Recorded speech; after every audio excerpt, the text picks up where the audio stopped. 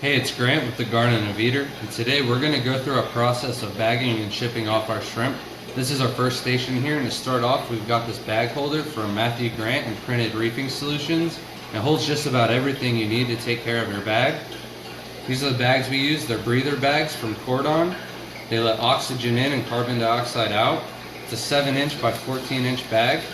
We just simply slide it over here, and this holder holds the bag quite sturdy, so you don't have to worry about spilling. And we've got a group of 6 blue velvet here. The container holds 4 cups of water. That's about how much I use in every bag shipping out. The more volume of water, the better water quality you'll have throughout its travels, so don't skimp out on your water. I'm just going to simply slowly pour these guys out into the bag. And the holder really makes it hands-free. Well, make sure you check your bag for any shrimp. Your cup. And from here I'm going to add OrganitR. It absorbs any organics and prevents them from breaking down into ammonia. Using this product I've had a lot of success. No DOA reported with using this product so far, so I'm very happy with it. And they're just these little tiny white balls. I've got a spoon here for them.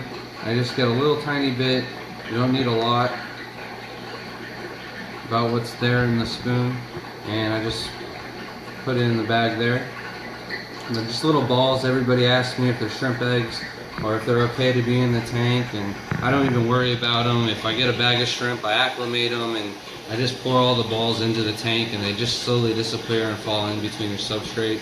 Next, let the shrimp hold on to something so they're not swirling around in the bag. I use this mesh.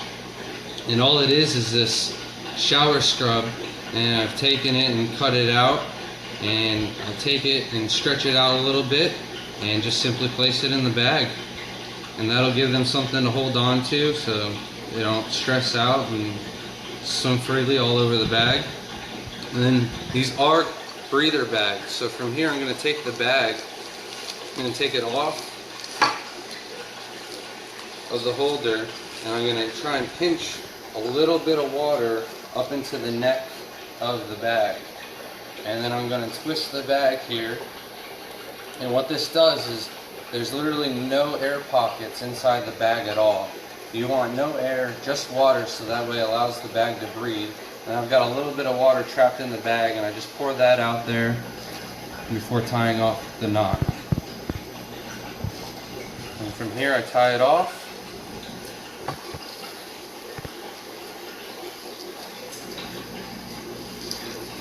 And pull tight.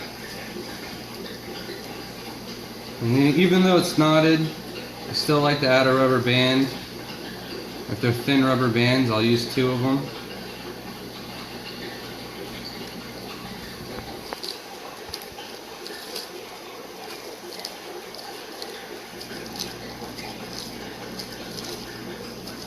And when the band's starting to tighten up a little bit, I flip the bag over the top of it and then do a couple more loops around that.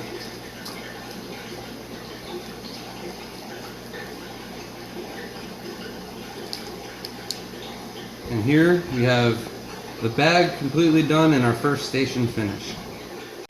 So once we have the shrimp bagged up, I like to wrap them up in newspaper. Adds a little bit of support to the bag, prevents them from popping. I just roll it up, fold the sides over, and then I roll it up some more. Basically made a little burrito, and I repeat that process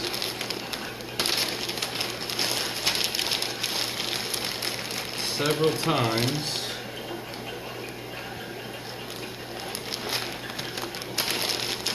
making sure every time the newspaper is quite tight. The more layers of newspaper you can fit, the more installation they'll have. And I use every piece of newspaper.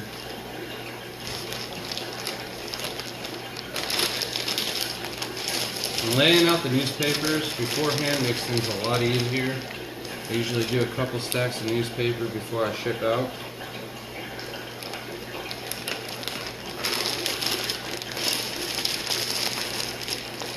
And once you get a burrito here, you can take your box, and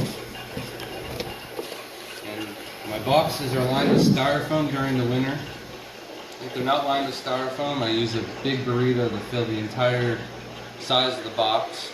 But all I'm looking for here is a nice snug fit, and it's not quite there yet, so I'm going to do another layer or two.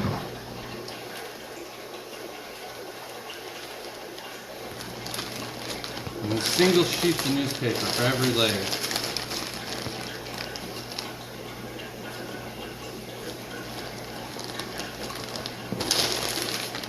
And the middle layers can look quite ugly. I try to make the final layer look kind of nice. Test it back out from the box. Then I'm going to do one more layer. You want it as snug as possible.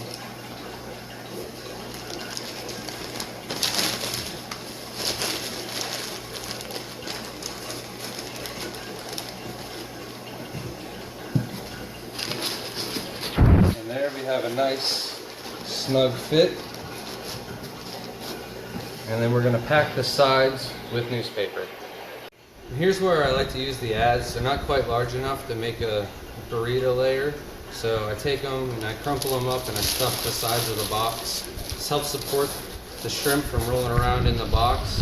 The burrito isn't quite to the size of the box. I stuff them on each side. And you just want to pack this box with as much newspaper as possible. It's all installation, and it'll help keep, whether it's the cold in during the summer or the heat in during the winter, this helps keep the temperature stable in the bag as well. A couple loose pieces on top. Usually this is where I add my card or some samples or something on top. And these ones are great because they're so small. You can just crumple them up real quickly and throw them on top, and they'll fill in the gaps. And you're going to place your styrofoam back on top, fold over your lid, make sure everything's nice and tight, and you can tape it up and put on your label. So if you don't like to cut styrofoam, you can purchase these pre-made styrofoam boxes that come with their own cardboard as well. But they are kind of expensive, so I like to go to Home Depot, buy the sheets of styrofoam, use a hot knife and cut them myself. But if you're lazy, these work great. And for the winter time, if the temperatures are extremely cold, I'll use heat packed 72-hour ones. In the summertime, if temperatures are extremely cold, I'll use ice packs or cricket pillows. I mean, they're little gel packs, and you fill them up with water and then freeze them afterwards, and they work great. Other than that, shipping is a breeze. It can be very stressful your first time, but after that, it's really easy. I wish you guys much success, and if you have any questions at all about shipping, packing, or any shrimp questions at all, feel free to ask. Thank you for watching.